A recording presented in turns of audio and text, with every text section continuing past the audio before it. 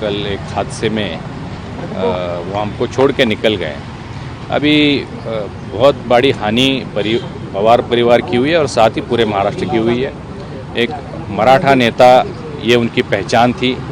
बहुत ही काम पर, प्रशासन पर उनका कमांड था, कंट्रोल था।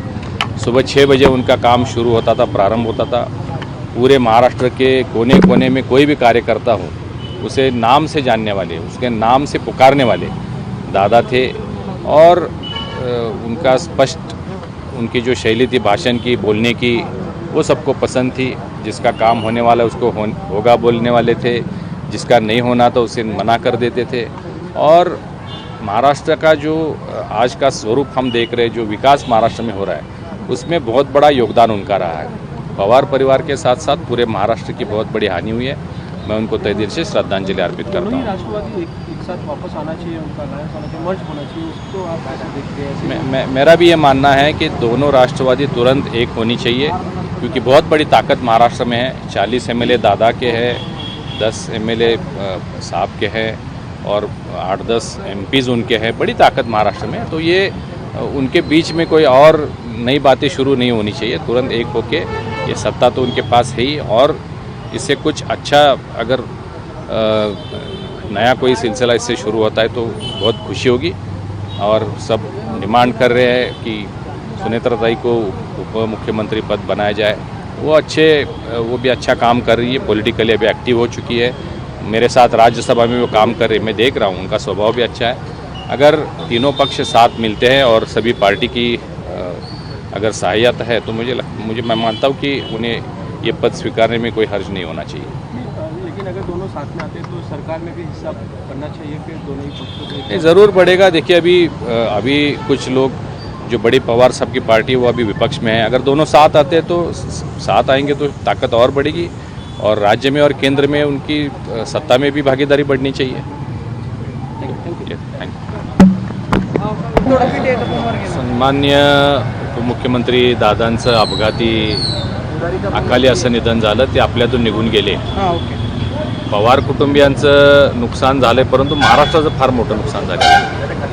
एक मराठा नेता म्हणून त्यांच्याकडं संबंध महाराष्ट्र एक आशेनं पाहायचा। कामाची धडाडी, स्पष्ट वक्तेपणा, धाडस, कार्यकर्त्यांच्यावर प्रेम, माया आणि चांद्यापासून बांध्यापर्यंत कार्यकर्त्याला नाव घेऊन हाक मारणारा नेता हे खूप कमी पाहायला मिळतं।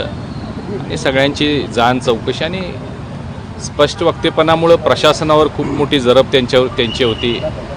कामाचा त्यांचा जो उरक होता ते आपल्याला सगळ्यांनाच माहिती आहे की एकमेव महाराष्ट्रातला नेता असेल तो सकाळी 6 वाजता आपलं काम सुरू करायचा।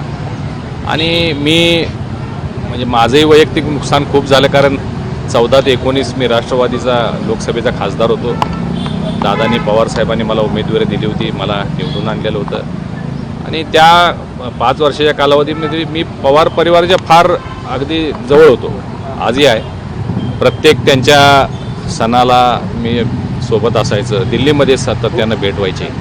आणि खूप एक दादांचा वेगळा स्वभाव आज जाणवते। आज त्यांच्या गेल्यानंतर हे सगळे त्यांचे जे पैलू होते, एक अष्टपैलू व्यक्तिमत्व त्यांना म्हणावं लागेल। म्हणजे तेवढेच खेळकर, तेवढेच खोडकर, तेवढीच चेष्टा करायची, तेवढेच जरब असायची त्यांची, तेवढेच कडक व्हायचे। आणि कार्यकर्त्याला एखादा कडक भाषेत बोलले म्हणजे त्याचं काम 100% झालं, अशी कामाची शैली होती। आणि त्यांच्या जाण्यानं खूप महाराष्ट्र पोरका झालेला आहे।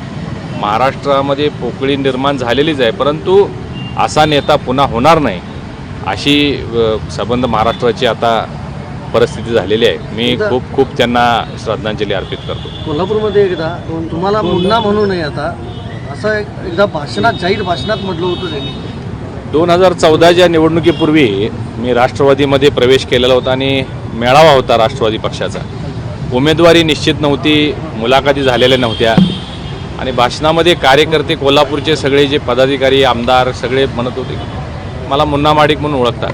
आणि प्रत्येकाचं भाषण झालं, सगळे मुन्ना माडिक असं म्हणतो। त्यांनी दादांचं ज्यावेळी शेवटचं भाषण सुरू झालं त्यावेळी दादा म्हणले, आता हे मोठ्या पदावर जाणार आहेत, तुम्ही यांना मुन्ना म्हणू नका, इथून पुढे धनंजय म्हणा।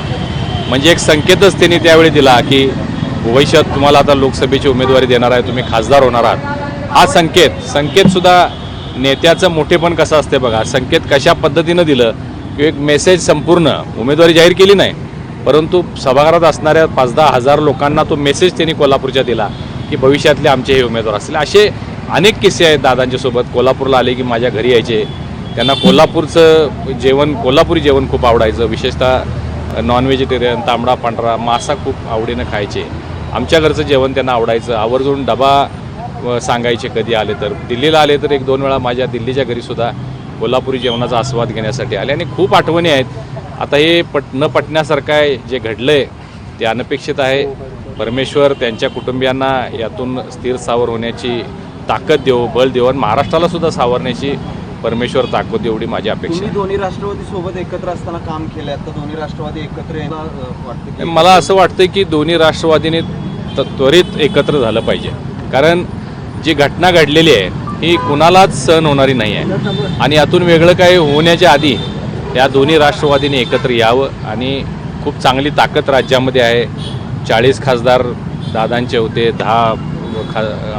40 आमदार दादांचे आहेत, 10 आमदार साहेबांचे आहेत, खासदार 8-10ची संख्या आहे, राज्यसभेत त्यांची संख्या आहे. हे सगळी मोठी ताकद राज्यामध्ये राष्ट्रवादीची आहे. ही सगळी एकवटली पाहिजे असं माझी भूमिका राहील. दुसरीकडे असं आहे की सुनेत्रा वहिनींना उपमुख्यमंत्री करा अशी एक मागणी समोर येते की हे सगळं झालंय दादांचा अर्थात आणि उपमुख्यमंत्रीपद त्यांना देण्यात यावं. काय या सगळ्याकडे आता चर्चा सुरू आहे? प्रत्येक महाराष्ट्रातल्या नागरिकाला स्वाभाविकपणानं हे वाटतंय की सुनेत्राताईंनी दादांची जागा घ्यावी, त्या उपमुख्यमंत्री व्हाव्यात. जर सर्व परिवाराची संमती झाली, तिन्ही पक्षांची संमती झाली तर मीही या मताचा आहे की ताईंना निश्चित उपमुख्यमंत्रीपद दिलं पाहिजे.